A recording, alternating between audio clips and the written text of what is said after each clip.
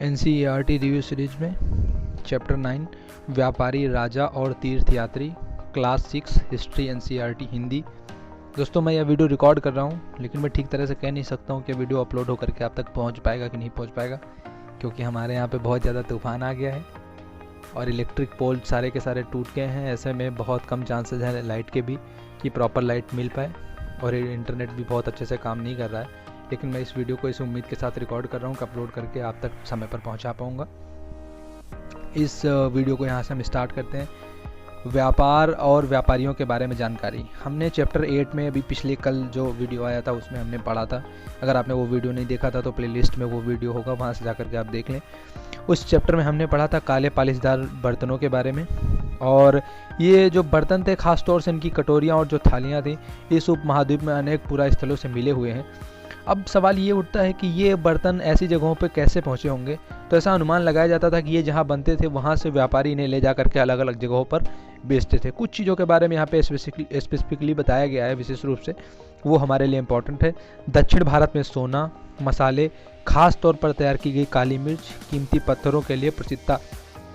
South India हमारा किस लिए जाना जाता था उस दौरान अगर हम देखें तो साउथ इंडिया हमारा बेसिक रूप से गोल्ड सोने के लिए, मसालों के लिए, खास तौर पर तैयार की गई काली मिर्च के लिए और कीमती पत्थरों के लिए जाना जाता था।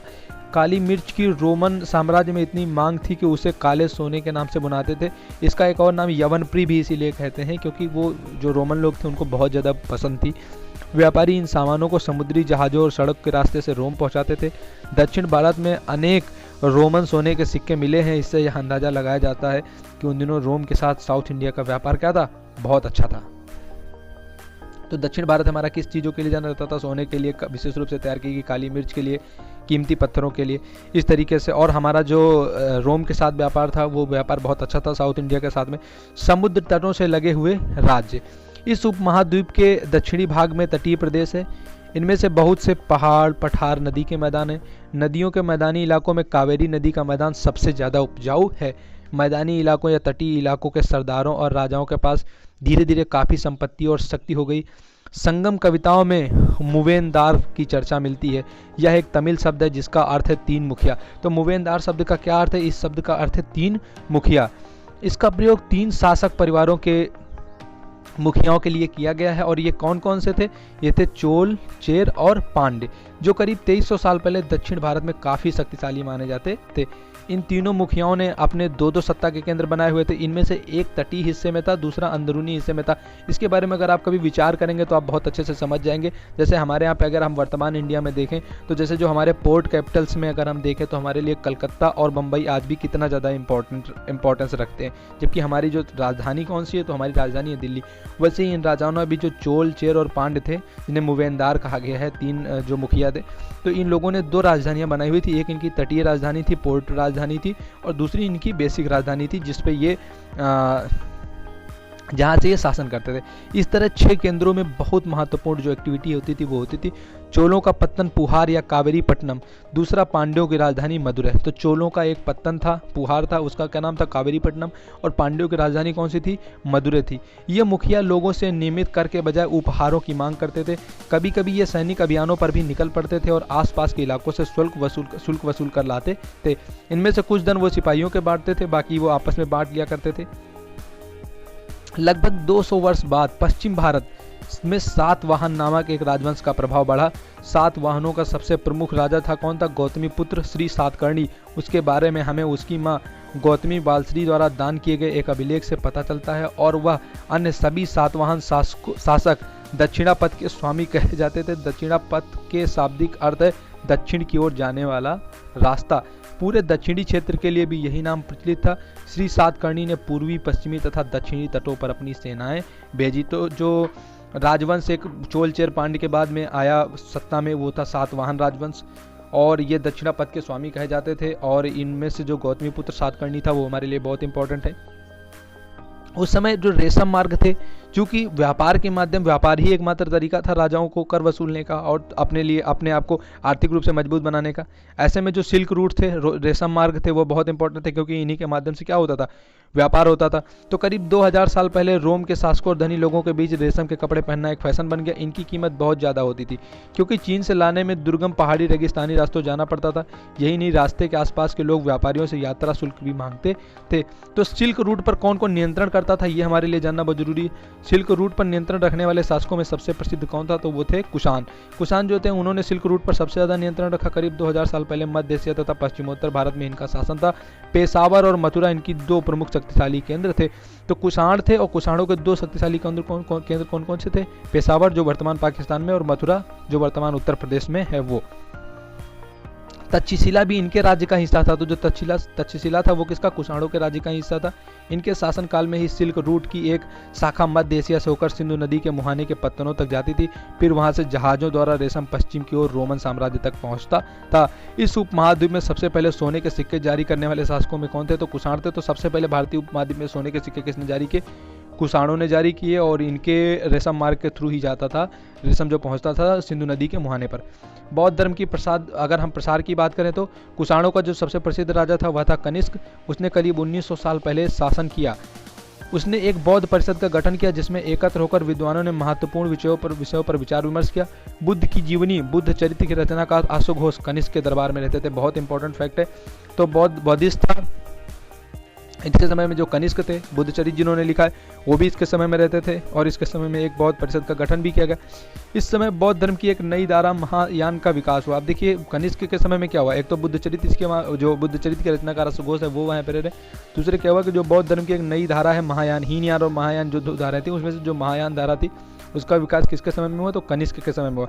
इसकी दो प्रमुख विशेषता थी। पहले, मूर्तियों में बुद्ध की उपस्थिति सिर्फ कुछ संकेतों के माध्यम से दर्शाई जाती थी। मिसाल के तौर पर उनकी निर्माण प्राप्ति को पीपल के पेड़ की मूर्ति द्वारा दर्शाया जाता था, पर अब बुद्ध की प्रतिमाएं बनाई जाने लगी कनिष्क के समय में।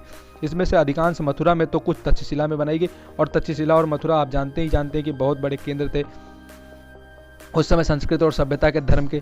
दूसरा परिवर्तन बोधिसत्व की आस्था को लेकर के है। बोधिसत्व उन्हें कहते थे जो ज्ञान प्राप्ति के बाद एकांतवास करते हुए ध्यान साधना करते थे, लेकिन वे ऐसा करने के बजाय लोगों को शिक्षा देने और मदद करने में सांसारिक परिवेश में रहना ठीक समझते थे।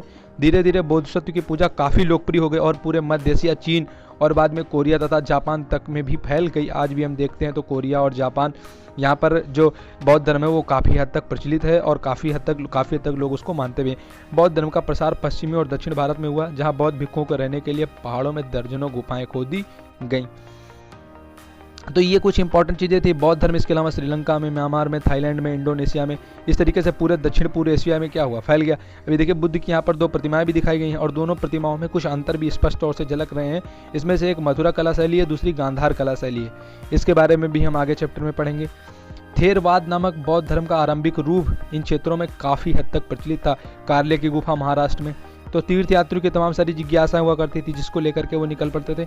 हाँ, इसी तरह भारत की यात्रा पर आया चीनी बौद्ध यात्री तीर्थयात्री फाहियान काफ़ी प्रसिद्ध थे। एक चीनी बौद्ध यात्री आया था जो था फाहियान, वो काफ़ी प्रसिद्ध है। भारत की यात्रा पर आया था, चीन का था, करीब 1600 साल पहले आया। सुएनतांग जो था वो 1400 साल पहले भारत में आया। उसके करीब 50 साल बाद इत्सिंग आया। वे सब बुद्ध के जीवन से जुड़ी हुई चीज़ों और प्रसिद्ध मठों को देखने के लिए भारत में आए थे। चैप्टर 6 में हम इसके बारे में पढ़ चुके हैं। इनमें से प्रत्येक तीर्थयात्री ने अपना यात्रा वर्णन लिखा हुआ है। तो 3 प्रमुख यात्री थे जिनके बारे में हमने पढ़ा है। फाहियान है, इसके अलावा जो है सुएनसांग है और इसके अलावा इत्सिंग है। तो ये 3 यात्री थे जो चीन से है और इन्होंने बुद्ध के ऊपर बहुत रिसर्च किया और इनके ऊपर चीज़ें लिखी। सुएनसांग भूमार्ग से क्या हुआ, चीन वापस लौटा। उसने सोने, चांदी, चंदन की लकड़ी से बनी बुद्ध की मूर्तियां, करीब 600 से ज़्यादा पांडुलिपियां एकत्र की। इन्हें वह लगभग 20 घोड़ों पर लाद करके ले गया, पर इनमें से 50 पांडुलिपियां उस समय खो गई थी जब वह सिंधु नदी पार कर रहा था। उस समय नालंदा शिक्षा का एक बहुत विशिष्ट केंद्र था। सुएनसांग अन्य तीर्थयात्रियों के समय उस समय बौद्ध शिक्षा के जो विद्या का केंद्र था नालंदा बिहार में, उसमें अध्ययन किया। उसने नालंदा के बारे में यहाँ पे थोड़ा सा लिखा भी हुआ है जिसमें उसने बताया है कि जो द्वारपाल हैं वो भी बहुत सारे कठिन प्रश्न पूछते हैं और जब आप उनको संतुष्ट कर देंगे तभी इसके अंदर आपको जाने के प्रवेश के लिए आज्ञा मिलती है। भक्ति की शुरुआत फिर वाराह विष्णु के रूप में। फिर इसके साथ ही साथ जब बौद्ध धर्म बहुत अधिक हद तक आगे बढ़ रहा था, फैल रहा था, उसी समय में जो था क्या था कि हिंदू धर्म में भगवान विष्णु की पूजा भी जो है काफ़ी हद तक चर्चा में आई, प्रचलन में आई। तो भक्ति मार्ग की चर्चा में हिंदुओं में पवित्र ग्रंथ भगवद गीता में की गई है। भगवद गीता महाभारत का हिस्सा है जिसमें से भगवान श्री कृष्ण अपने भक्त और मित्र अर्जुन को सभी धर्मों को छोड़कर उसकी शरण में आने का उपदेश देते हैं। तो उस समय में शैववाद में और वैष्णव धर्म के बारे में काफ़ी हद तक प्रचलन आया। भक्ति शब्द भक्त शब्द से बना है जिसका अर्थ है चीज़ों को रिवाइज करना, रिमाइंड करना। देवी देवताओं का विशेष सम्मान होता था, इसीलिए विशेष जगहों पर इनकी मूर्तियां रखी गई। इन स्थानों को मंदिर कहा जाता था, जिसके बारे में हम चैप्टर 11 में बहुत डिटेल में समझाया गया। शिल्पकला, चित्रकला, स्थापत्य कला, सब चीज़ों को वहाँ पर डिटेल में बताया गया है। इसी समय यदि हम बात करें तो करीब 2000 साल पहले पश्चिमी एशिया में ईसाई धर्म का उदय हुआ। और ईसाई धर्म जिसके बारे में हम सब जानते हैं कि ईसा मसीह उनके भगवान माने जाते हैं। तो जब यहाँ पर बौद्ध धर्म प्रचलित हो रहा था, उसी समय अगर हम अन्यत्र की बात करें तो कौन वहाँ पर प्रचलित हो रहा था, तो वहाँ पर ईसाई धर्म प्रचलित हो रहा था।